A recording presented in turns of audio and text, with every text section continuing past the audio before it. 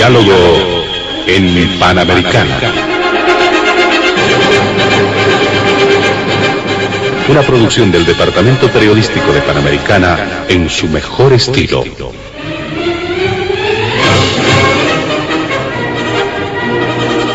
Entrevistas exclusivas sobre temas que crean expectativa general. Diálogo en Panamericana. Los sábados al mediodía y cada domingo a las 8 de la mañana. Y en trasnoche a las 24. Quedan ustedes con el staff de periodistas de Radio Panamericana.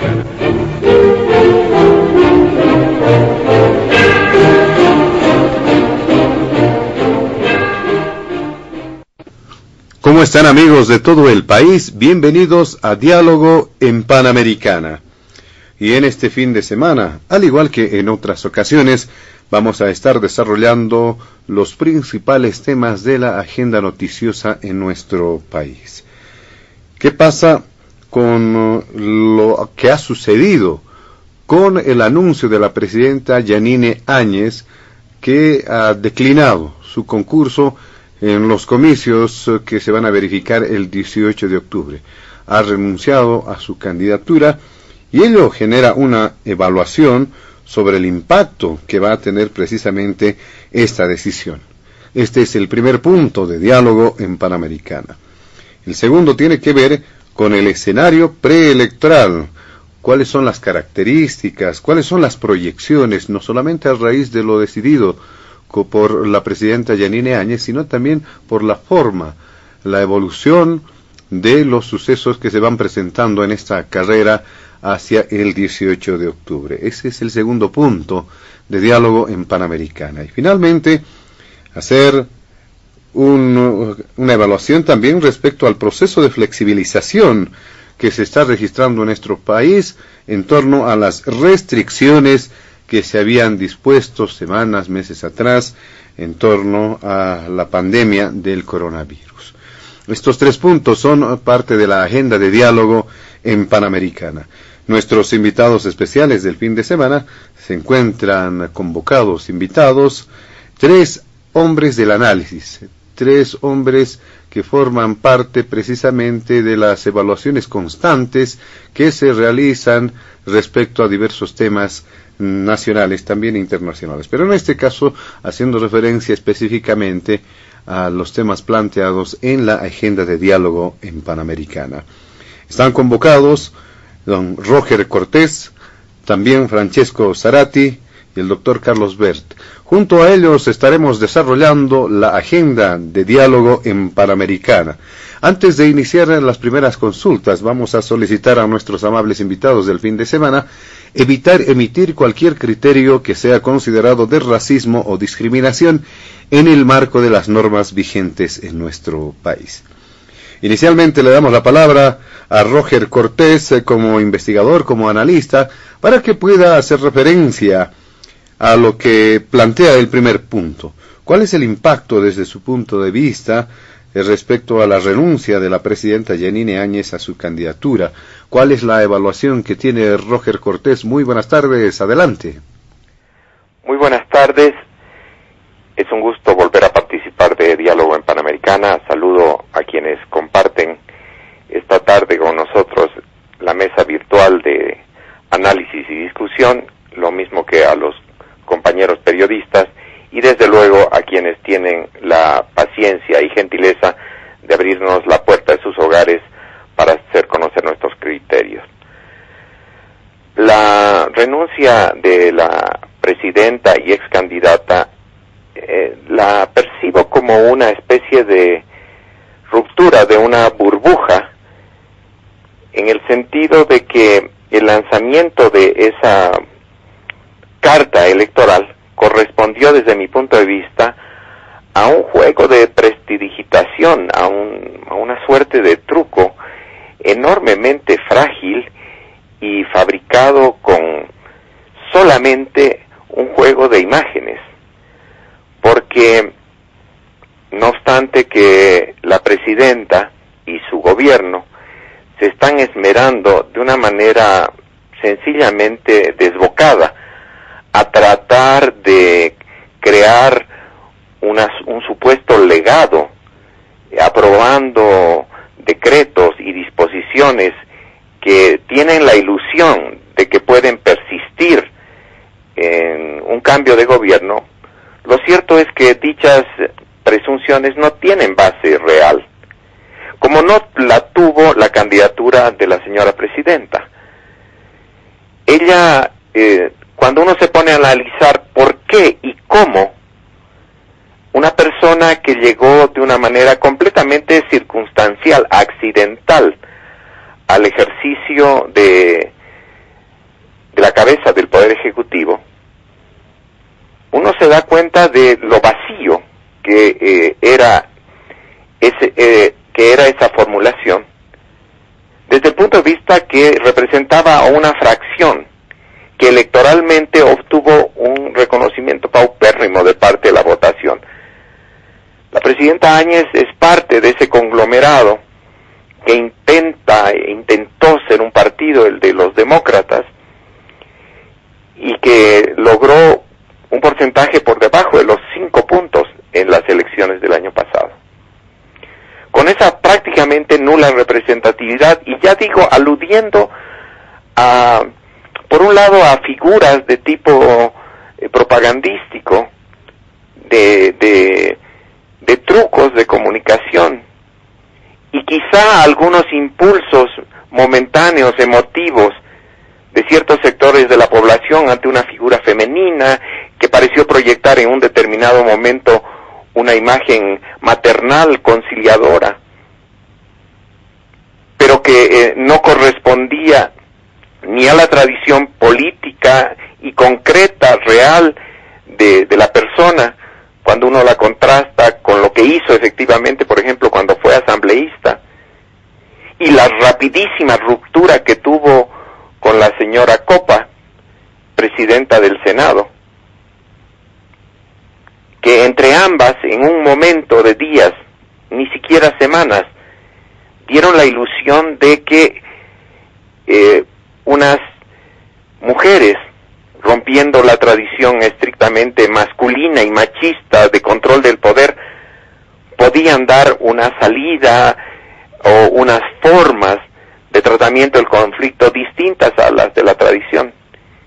Pero todo eso, en gran medida, era solamente el resultado de una necesidad desesperada de resolver el vacío dejado deliberadamente por parte del señor Juan Evo Morales Ayma y sus acompañantes, que por una parte salieron a las apuradas y por otro lado intentaron, con la renuncia de sus sucesores, crear una situación en la que suponían las instituciones, el Estado y el país iban a clamar rápidamente que regresen.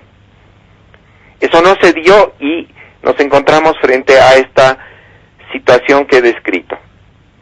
Pero que más allá de las formas, que se rompieron tan rápidamente, porque la señora Copa ha hecho saber hace unas semanas que desde los pocos encuentros que tuvieron entre la presidenta y ella en los días iniciales del cambio de gobierno, la presidenta nunca más, dice la señora Copa, se habría dignado en llamarla, en dirigirle la palabra, ni aún convocarla telefónicamente, aunque las dos representaban, por ser cabezas de órganos fundamentales del Estado,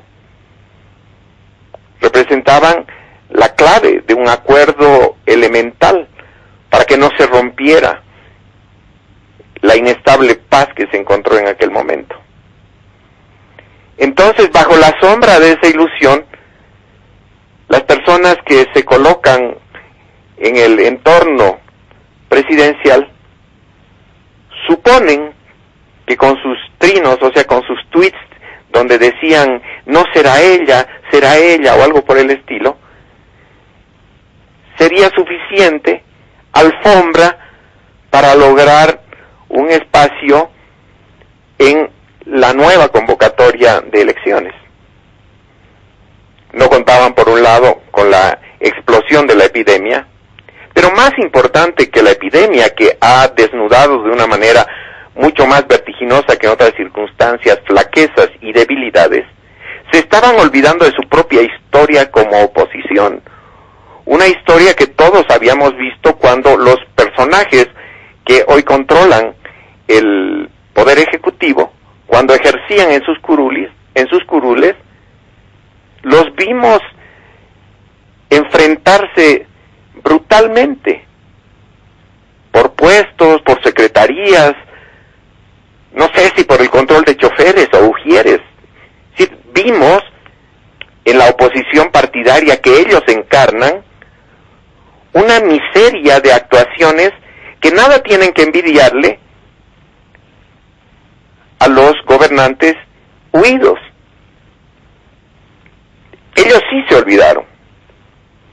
Y ese solo elemento, sus prácticas internas, la forma en cómo están acostumbrados a administrar el poder, los fue desgastando de manera muy rápida. La pantomima que hicieron al principio de su gestión, de lograr un clima de diálogo, de búsqueda de entendimientos, tan ausente en los lustros de vigencia del gobierno del MAS, se esfumaron en cuanto ellos se sentaron en sus nuevos puestos. Y a partir de allá, de ese impulso, de esa cultura, de esas prácticas, de esa forma de ser, fueron agotando sus posibilidades vacías por lo demás de planteamientos de lo que el país necesita. Todo el legado, entre comillas, que deja esta administración puede principalmente resumirse en el plan económico que se ha propuesto desde el Ministerio de Economía, y donde se ve la completa intención, sin ningún disimulo, de representar de manera directa los intereses empresariales que los han convertido a ellos en actores políticos. Los intereses empresariales del sector más transnacionalizado de nuestra economía, el sector agroexportador y financiero, sobre todo el primero. Ese programa que nos dejan intenta transferir la masa fundamental de recursos que pueden manejar ellos a potenciar un rubro productivo, de la agroexportación, esencialmente mediocre y no competitivo. Quieren que apostemos todo a aquello y hacer sobrevivir el modelo heredado del MAS y que a su vez tomó del pasado. Un modelo que lo veremos más adelante está perforado y hundiéndose por todos lados, porque sus fuentes de ingresos se están secando. Entonces la renuncia de la candidata, por una parte expresa eso, cómo sucumbe una candidatura que solo es resultado de una ilusión muy grande de copar el poder a partir de puras imágenes huecas, porque lo que está detrás, recalco, son los vínculos económicos con el sector que representa y con ellos los lazos profundos entre ese sector, que al principio el gobierno del MAS había sido declarado como enemigo a muerte del MAS, pero que se convirtió en su principal aliado. Entonces, por un lado está el agotamiento del modelo, sus falencias, sus huecos, y luego el estallido de la pandemia, donde la tradición y cultura política detestable que estoy señalando, y que abarca a todo el espectro partidario, vuelve a manifestarse con una crueldad enorme, porque vemos desde el principio cómo recursos, los escasos recursos destinados a detener es mucho decir, a amortiguar en algo el tremendo ataque que significa la epidemia mundial, son desviados en una porción importante hacia unos bolsillos ávidos, que no paran, que no tienen escrúpulo alguno en sacrificar enfermos, vidas, como lo hizo después, no solo como lo hizo después el bloqueo que se planteó por una modificación, primero era de semanas y después ya casi por un día de fecha de elecciones. Se lo hizo ese segundo elemento, el manejo de la epidemia, el desvío de recursos, la ineficiencia traducida hoy en que, por señalar un solo ejemplo, el complejo hospitalario de La Paz, el Hospital General y todos los demás que existen a su alrededor, están enjuiciando al gobierno porque no reciben recursos desde abril, y tenemos médicos reclutados a las apuradas que no han recibido pago en 3 meses por lo menos. Entonces no hay ningún misterio de la manera en cómo y por qué sucumbe esta candidatura, improvisada bajo la imagen de una especie de heroína de la libertad que entra con su compañero del momento, portando un gran libro religioso al palacio y diciendo que van a restituir no solo la democracia, sino la vigencia de la religión. Esa imagen se agota en sí misma prácticamente ese día, y hoy tenemos que su acompañante, su socio de aquel momento, está convertido en un furioso detractor de su antigua asociada y sigue golpeando a rajatabla a pesar de que ésta ya se ha retirado. Claro que no lo hace solo por furia, que es un componente importante de lo que representa este otro candidato, una furia casi idéntica a la del señor Morales, digo yo, si vamos a hablar de la importancia que tienen aquí las figuras, sino también por cálculo, o sea, dispara rajatabla contra su antigua socia porque quiere ganar a como dé lugar el vacío, el hueco que supuestamente quedaría en ciertos lugares de votación, particularmente en Santa Cruz. Intenta demostrar que él merece aquellos votos que en un determinado momento las encuestas y sondeos le atribuían a la hoy resignada, a la hoy retirada candidata presidencial. Muy bien, le agradecemos a Roger Cortés por esta su primera intervención en el programa. Rápidamente le damos paso a don Francesco Zarati para que también pueda realizar una evaluación respecto a este primer punto planteado en el programa. Muy buenas tardes, don Francesco Zarati, bienvenido después de mucho tiempo además al programa. Adelante. Sí es, José Luis, buenas tardes, un saludo cordial a todos los que nos escuchan y a los compañeros de este panel, a Roger, a Carlos. Y bueno, hablaba Roger de la ruptura de una burbuja, es una manera de ver lo que ha sucedido y la razón de una renuncia que yo de entrada diría que nunca debió suceder. ¿Por qué? Porque nunca debió candidatear la presidenta. Hace más de un mes escribí una columna que se hablaba de los pecados originales de los últimos 2 gobiernos que tienen muchas cosas en común, algunas lo ha dicho el mismo Roger, pero tienen desde un punto de vista, digamos, superior, mirando con una mirada, podríamos decir espiritual, tienen los 2 pecados originales. El pecado original de Evo Morales fue agarrarse al poder contra viento y marea, contra la voluntad del pueblo.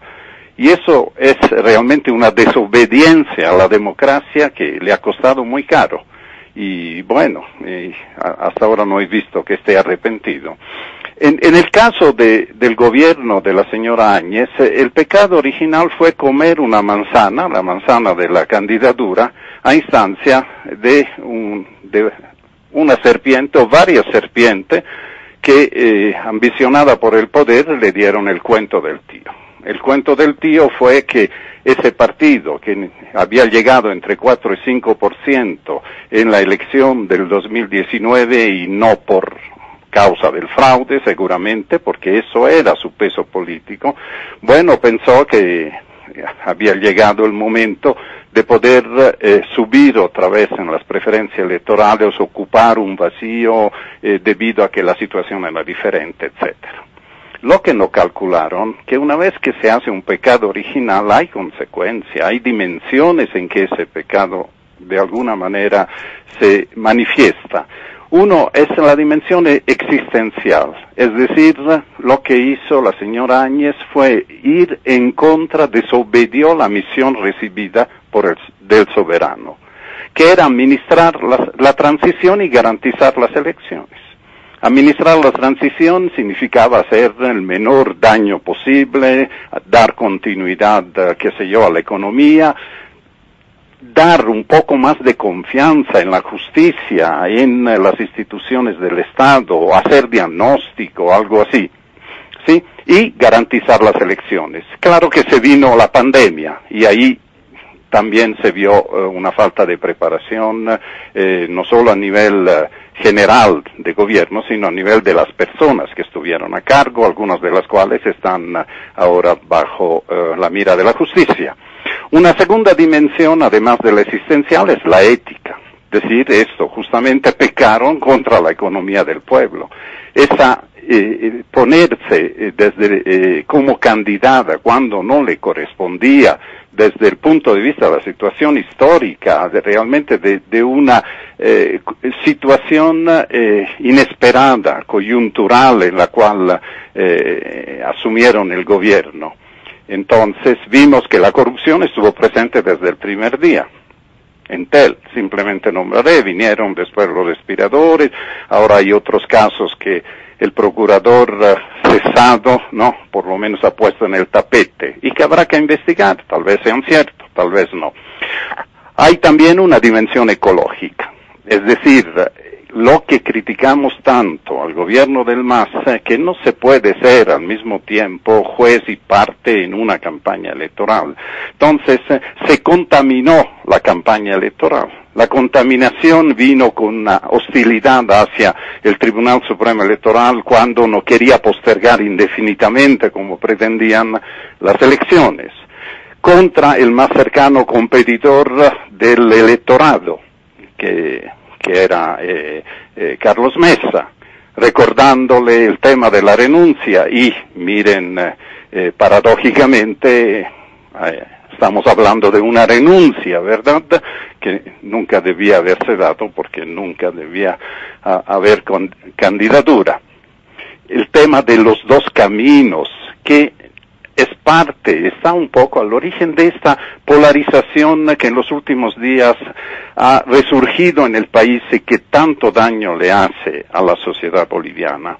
Y el uso de los bienes públicos, ¿no?, llegando al cinismo de decir, bueno, el avión iba de todas maneras al BEN y no sé dónde tenía que ir, entonces nos hemos subido, ojalá todos pudiéramos hacer eso, ¿verdad? Ahora, un pecado como eso, un pecado grave, original, ¿no?, tiene también consecuencias. La consecuencia es la renuncia, la expulsión, digamos, del jardín de la carrera electoral, el fracaso de un proyecto de servicio, la misión que se le había encomendado ha fracasado. Entonces es una mancha también que se queda y que no es el caso de hablar acá porque no estamos evaluando el gobierno de la señora Áñez, que tiene también sus méritos y no podemos negarlos. Pero la renuncia sí fue consecuencia de ese error. Y una hipoteca sobre el futuro de los aliados. A escala nacional, sin duda, yo no sé realmente qué peso puede tener los aliados que han participado en otras elecciones, que hacían parte de la Alianza UD, los demócratas y la Unión Nacional. Y sobre todo los locales. A mí me da mucha pena el señor Revilla, el señor Oliva y los demás que se han jugado por este gobierno y no han tenido la lucidez de hacerle notar a la presidenta que por ese camino lo único que iba a conseguir es cortar, ¿no?, pues, alas para sus futuras aspiraciones políticas. En este momento, la renuncia suena como una autocrítica y como un deseo de redención. ¿Cómo? No sé cómo puede ser. Hay gente valiosa, hay ministros que han dado muestra de ser servidores públicos, desprendidos, muy generosos, y esta gente valiosa de Juntos, de alguna manera, puede y debe seguir sirviendo al país. Hay que tratar de evitar lo que se dice siempre, de echar la guagua con el agua. La renuncia de Áñez no puede ser una renuncia de todo su equipo, porque sabemos que ha habido gente que se ha opuesto, ha tratado de hacer de entender que ese camino era un camino equivocado. Queda además en la población, ¿no?, una gran decepción. Todos imaginamos un universo alternativo a el que construyó este gobierno a partir de la decisión de la candidatura. Algo ha dicho Roger que hay que estudiar un poquito más la relación fallida con el Congreso, con la Asamblea Legislativa. Pensamos todos en noviembre que esto podía ser un gobierno al estilo Rodríguez-Belcec en el 2005, es decir, un gobierno que se ocupa de administrar y de poder dar las posibilidades de realización pacífica de las elecciones. No es un juicio sobre la persona de Rodríguez-Belcec, sino sobre su gobierno que cumplió con la misión que se le había asignado, hay que reconocer eso. Pero en ese caso, lo que debía haber hecho, un clima pacificador, un clima de diálogo, poder llegar a acuerdos, sobre todo con sectores del MAS que eran más dispuestos, digamos, a una transición democrática, bueno, eso se dilapidó. Se dilapidó y evidentemente dejó al descubierto, ¿no?, todas las debilidades de un gobierno. Me paro aquí y dejo las consecuencias políticas para una segunda intervención para dar paso a Carlos. Muchas gracias. Le agradecemos a usted, don Francesco Zarati, por esta su primera intervención en el programa. Y precisamente le damos la palabra ahora al doctor Carlos Bert para que pueda también dar cuenta de este primer punto que hemos planteado en el programa respecto al impacto de la renuncia de la presidenta Yanine Áñez, cuáles son sus causas, cuál es el impacto que desde su punto de vista tiene esta decisión. Adelante, doctor Carlos Bert. Buenas tardes, amigos de Panamericana. Un cordial saludo a Francesco y a Roger, con quien compartimos esta mesa virtual, y por supuesto un afectuoso saludo a toda la audiencia de esta radio que es oída en todos los rincones del país y en el exterior. A ver, voy a tomar una afirmación de Francesco en sentido de que este análisis no versa precisamente sobre el gobierno de Yanine Áñez, sobre el cual ciertamente hay mucho que decir. No ese es el tema, sino más bien, como acaba de señalar José Luis, las causas de su renuncia y los impactos que esta renuncia, este dejar de ser candidata, tienen en estos días y en el país. Bueno, tenemos cierta dificultad con esta comunicación. Le vamos a solicitar al doctor Carlos Bert poder optimizar y precisamente dar cuenta esta comunicación. Vamos a modificar quizá el canal por el cual nos estamos comunicando con el doctor Carlos Bert. Vamos a solicitarle pueda de alguna forma modificar esta línea y vamos a intentar conversar por otra línea con el doctor Carlos Bert. Ahora sí estamos en contacto con el doctor Carlos Bert. Vamos a reiterar precisamente cuáles son los argumentos que tiene usted, doctor Carlos Bert, en torno a este tema muy importante que tiene que ver con la decisión de la presidenta Yanine Áñez de precisamente renunciar a su candidatura. Adelante, doctor Carlos Bert. Gracias, José Luis. No sé cuánto me escucharon de mi introducción, la voy a repetir más resumida. Dije que tomo una afirmación de Francesco en el sentido de que el primer punto de nuestro temario no es precisamente evaluar el gobierno de Yanine Áñez, sino las causas y los impactos de su retiro del torneo electoral. Y a eso voy a ir. Mi primera pregunta, que es la que seguramente se hace el conjunto de la población, es ¿por qué renuncia Yanine Áñez? ¿Por qué se ve obligada a renunciar? Recordemos, para intentar entender esto, recordemos que el anterior fin de semana se hizo pública la encuesta de Sies Mori con Unitel y otros medios. 3 o 4 días después, el día miércoles me parece, le tocó el turno a la encuesta de Mercado y Muestras y Página 7. Y 1 o 2 días después salió la encuesta de Jubileo, Cadena A y una treintena de ONGs y entidades que apoyan este esfuerzo.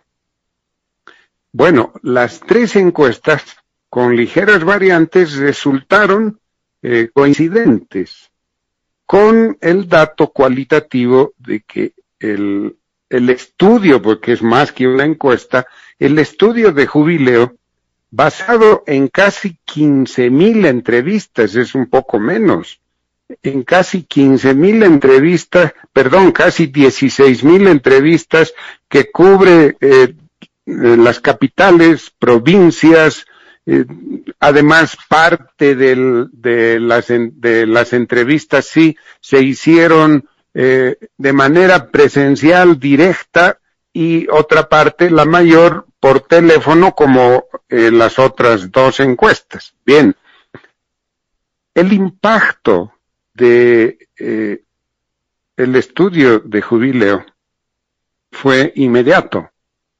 Confirmó los datos presentados por Sies Mori, que como todos sabemos, siempre ha sido tachada, sospechada de parcialidad en favor del anterior partido de gobierno.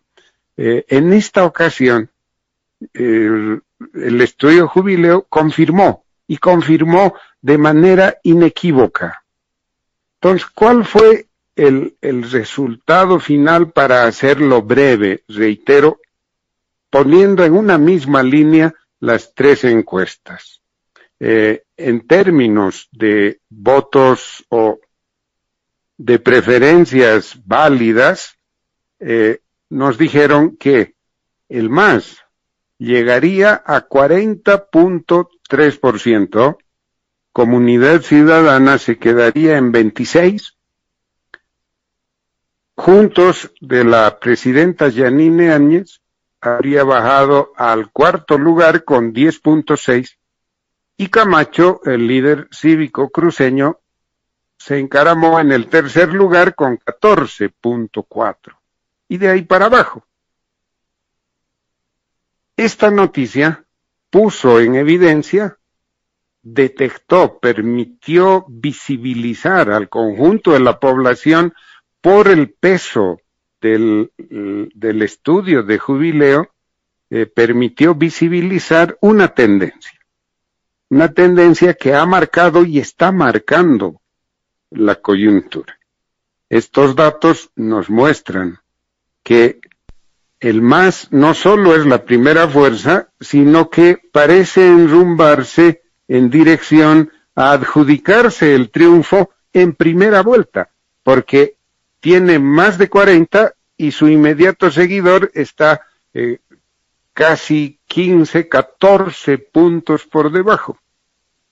Y lo que es peor, como es natural, los 3 estudios no abarcan los votos del exterior, de donde fácilmente, especialmente en la Argentina, por razones obvias, el MAS puede traer entre 1.5 y 2 puntos adicionales.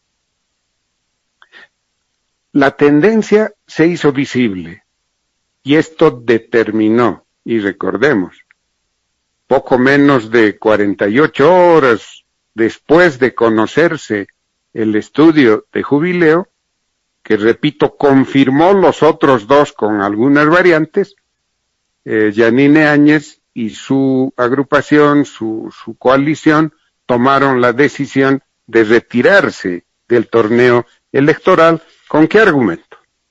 El argumento fue que, conocidas las cifras, visibilizada la tendencia, la tarea principal consistía en defender una democracia pluralista, una democracia participativa, en contra de las tendencias y las conductas autoritarias que, sin lugar a dudas, dejó a lo largo de los 14 años el ejercicio gubernamental del MAS. Con ese argumento, entonces, tomaron la decisión y, al margen de sus defectos, sus errores, a lo largo de sus, 8 o 10 meses de gobierno, es una decisión que la toman con valentía y creo que hay que aceptarla de este modo. Bien, de este modo entonces tenemos 2 elementos. Se ha visibilizado esta tendencia y por otro lado está focalizado un tema de fondo. Es democracia plural, democracia participativa versus llamémosle todavía democracia, pero con rasgos autoritarios, que encarnan al binomio del MAS.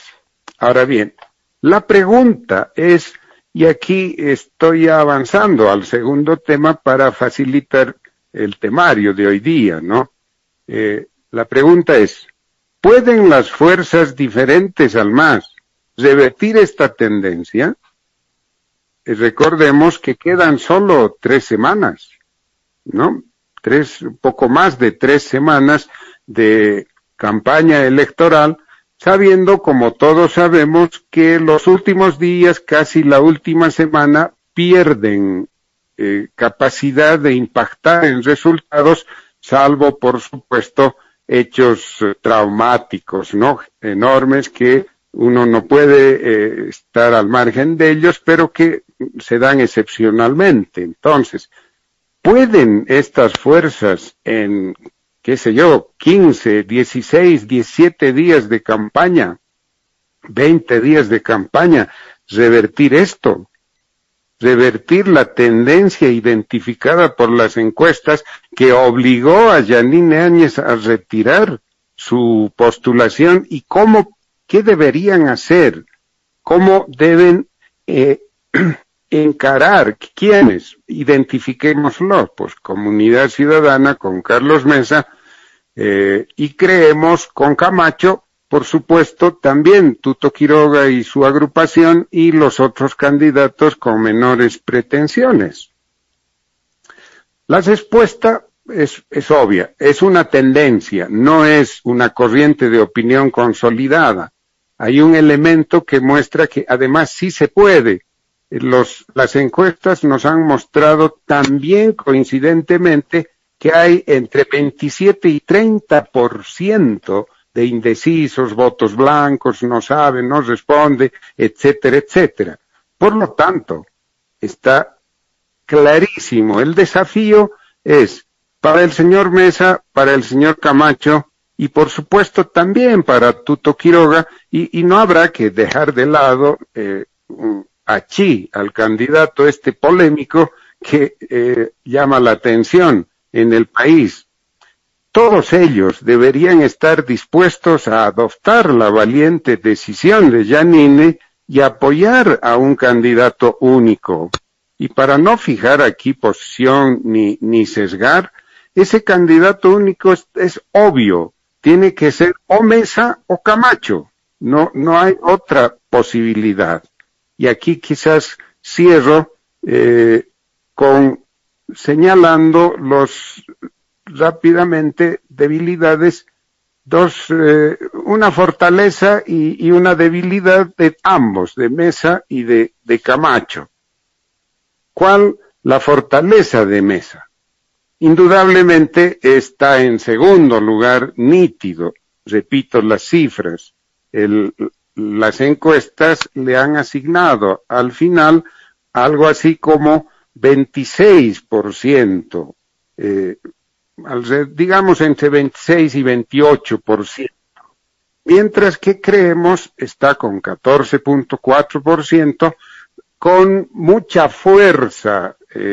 Creemos en Santa Cruz, probablemente avance en el Beni, probablemente en Tarija, pero, y aquí va la debilidad del señor Camacho, una evidente debilidad, una evidente merma en su aceptación en el occidente, en puntos extremos como el 1% en La Paz, el 2.6% en Cochabamba, y veamos cuál la debilidad de Carlos Mesa.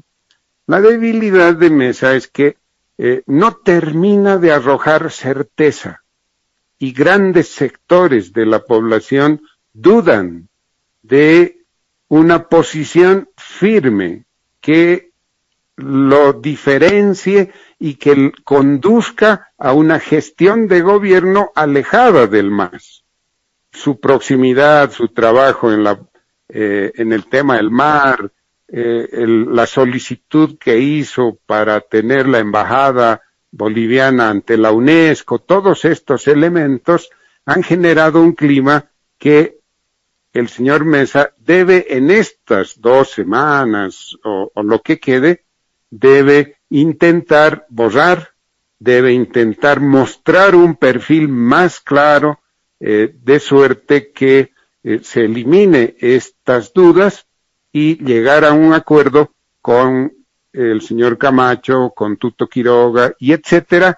Y cierro, amigos, si no lo hacen, si Carlos Mesa y el señor Camacho, sobre todo ellos, no se ponen de acuerdo, no llegan a un escenario que la población o gran parte de ella está pidiendo, de un acuerdo electoral que nos conduzca a reconstruir una democracia plural, una democracia participativa. Si no lo hacen, la responsabilidad de ellos será muy grande y también las consecuencias políticas.